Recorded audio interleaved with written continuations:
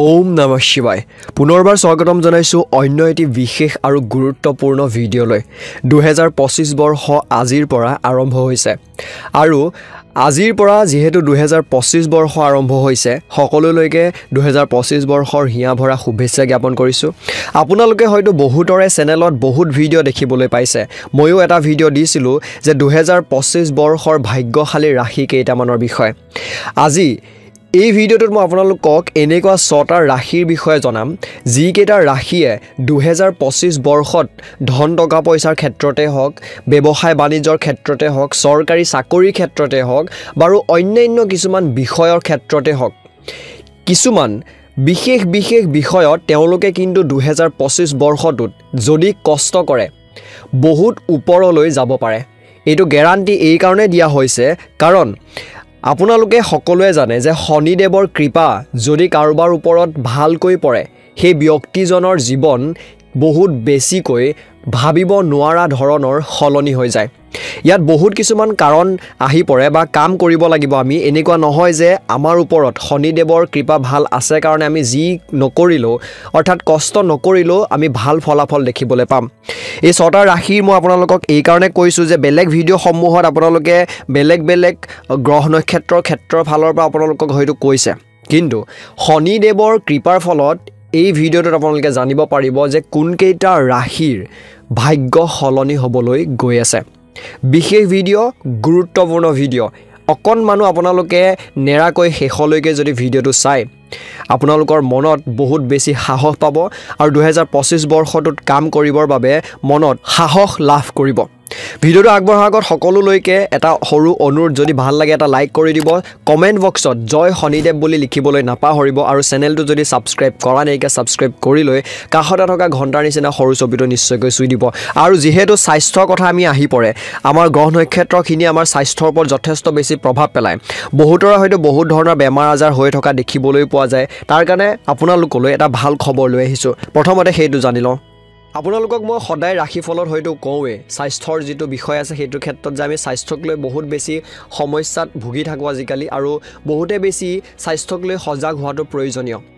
বহুতৰে এনেকুৱা ধৰণৰ ব্যক্তি আছে যোনে যাৰ বয়স 30 বছৰো হোৱা নাই তেওঁলোকে বহুত বেছি সমস্যাত ভুগিবলগীয়া হয় কাৰোবাৰ বয়স বেছি হৈছে কিন্তু তেওঁলোকেও বহুতো ধৰণৰ বিষত ভুগিবলগীয়া হয় কঁকালৰ বিষে হৈ লওক গাঁঠিৰ বিষ যিকোনো ধৰণৰ বা শৰীৰৰ যিকোনো ধৰণৰ বিষত ভুগিবলগীয়া হয় লগতে স্পণ্ডলাইটিছৰ প্ৰব্লেমে হওক নাৰ্ভৰ কিছুমান সমস্যাই হওক তেনেকুৱা ধৰণৰ সমস্যাখিনিত ভুগা দেখিবলৈ পোৱা যায় এনে সময়ত আপোনালোকলৈ লৈ আহিছোঁ এজন ডক্টৰ হয় ডক্টৰ সুব্ৰত দে এই কাৰণ তেওঁ 1000 জনতকৈ অধিক মানুহৰ এনেকুৱা ধৰণৰ যিবোৰ সমস্যা আছে খুব সোনকালে ভাল কৰিছে আৰু তেওঁ ডেইলি প্ৰতিদিনে 40 জনৰ পৰা 50 জনলৈকে তেওঁ পেশেন্ট চাই তেওঁলোকৰ সমস্যা সমাধান কৰে আৰু আপোনালোকৰো যদি সমস্যা আছে তেন্তে হলে এই যি কাইৰোপ্ৰেক্টিক ফিজিঅথেৰাপিষ্ট আছে ডক্টৰ সুব্ৰত দে তেওঁ কন্টেক্ট কৰিব পাৰে স্ক্ৰিনতে নম্বৰ দিয়া হৈছে আপোনালোকে তেওঁৰ জৰিয়তে আপোনালোকৰ ঘৰৰ যিকোনো ব্যক্তিৰ সমস্যা হৈ লওক যদি কৰবাত দেখাইছে কিন্তু এতিয়ালৈকে ভাল ফলাফল পোৱা নাইকিয়া তেওঁৰ সৈতে যোগাযোগ কৰিব পাৰে আৰু যোগাযোগ কৰি চাওক এবাৰমান তেওঁক ফোনটো কৰি চাওক নিশ্চয়কৈ আপোনালোকৰ আশা কৰিছো নতুন বছৰটোতে আপোনালোকৰ যিবোৰ সমস্যা আছে হয়তো গাঁঠিৰ বিষ বা এনেকুৱা ধৰণৰ সমস্যাখিনিৰ পৰা আপোনালোকে সকাহ পাব পাৰিব এতিয়া আমি ভিডিঅ'টোলৈ আগবাঢ়ো আমি জানাটো উচিত যে শনিদেৱক আমি ভালদৰে সন্তুষ্ট কৰি ৰখাটো প্ৰয়োজনীয় লগতে যদি গোটেই বছৰটোত আপোনালোকে হনুমান চালিসা পাঠ কৰে হনুমান দেৱক আপোনালোকে যদি আৰাধনা কৰে মংগলবাৰে হওক বা যিকোনো বাৰতে হওক যদি ভগৱানৰ প্ৰতি মনত আপোনাৰ সেই আস্থা আছে আপুনি সময় কেতিয়া কেনেকৈ চকুৰ জাপতে হলনি হৈ যাব হয়তো ক'বই নোৱাৰিব সেই গতিকে গোটেই বছৰটোত আজি যেহেতু আৰম্ভণি হৈছে আজিৰ পৰাই আমি শনিদেৱক পূজা কৰাটো আৰু আমি ভগৱান হনুমান দেৱক পূজা কৰাটো খুবেই বেছি প্ৰয়োজনীয় গতিকে তেওঁলোকক কেতিয়াও আপোনালোকে পূজা নকৰাকৈ বা আৰাধনা নকৰাকৈ নাথাকিব আমি জানো হওক প্ৰথম ৰাশিটো কি প্ৰথম ৰাশিটো হৈছে ধনু ৰাশি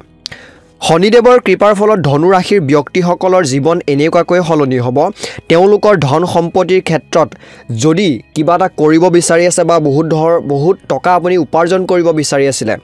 আপুনি যিটো কাম কৰি পেলাই সেই টকা উপাৰ্জন কৰিব বিচাৰি আছিলে সেই ক্ষেত্ৰখনত কিন্তু যথেষ্ট ভাল পৰিমাণৰ প্ৰতিফলন দেখিবলৈ পাব আপোনাৰ ঘৰখনত যদি সুখ শান্তিৰ অভাৱ হৈ আছিল বহুত বেছি অশান্তিত ভুগি আছিল সেয়া টকা পইচা ফালৰ পৰাই হওক বা যদি টকা আছে বা আপোনালোকৰ ঘৰখনৰ মানুহখিনি মাজতে মিলা প্ৰীতি নাইকিয়া সেই সকলোবোৰ ক্ষেত্ৰত আপোনালোকৰ ভাল প্ৰতিফলন দেখিবলৈ পাব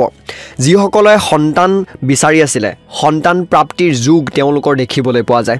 ইয়াৰ পিছৰ ভাগ্যশালী ৰাশিবিধ আহিছে মিথুন ৰাশি শনিদেৱৰ কৃপাই আপোনালোকৰ 2025 বৰ্ষটো ভাবিব নোৱাৰা ধৰণৰ এক পৰিৱৰ্তন আনিব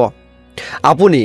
কঠিনতকৈও কঠিন সমস্যাৰ সন্মুখীন কৰিবলৈ সক্ষম হ'ব যিমানেই টান সমস্যা নাহক কিয় যিমানে বেয়া সমস্যা নাহক কিয় আপুনি বহুত ভালকৈ সেই সমস্যাসমূহৰ সৈতে যুঁজিবলৈ সক্ষম হ'ব চৰকাৰী চাকৰি হোৱাৰ সম্ভাৱনা কিন্তু দেখিবলৈ পোৱা যায় যিসকলে চৰকাৰী চাকৰিৰ বাবে কষ্ট কৰি আছিল তেওঁলোকৰ বাবে 2025 বৰ্ষটোৱে বহুত ভাল ধৰণে বা ক'বলৈ গ'লে এক ভাল পৰিৱৰ্তন কিন্তু আপোনালোকৰ আনিবলৈ সক্ষম হ'ব